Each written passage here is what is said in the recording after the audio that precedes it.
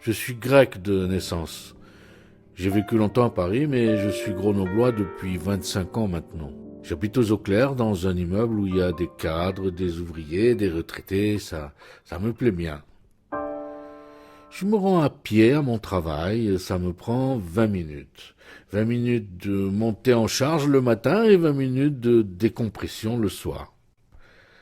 Rien à voir avec les 3 heures de voiture quand j'étais en région parisienne. J'aime marcher dans la ville. On observe, on réfléchit, on croise plein d'espaces différents. Des petits parcs, des zones de magasins, des endroits déserts ou d'autres très vivants. Le marché de l'Estacade, par exemple, c'est magnifique. C'est une belle rivière verte dans la ville. Mais dans l'ensemble, l'espace public n'est pas très vivant en France. Il sert surtout à se déplacer. Si tu t'assois sur un banc, au bout d'un moment, on te regarde de travers.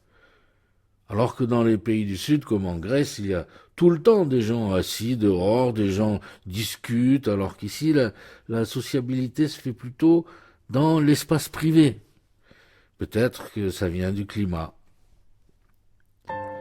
Pour moi, une ville idéale doit être un peu bigarrée, avec plein de quartiers, villages qui auraient chacun leur singularité. Il n'y a rien de pire que les choses uniformes. Ça produit de l'ennui ou des ghettos, de l'exclusion, de la violence.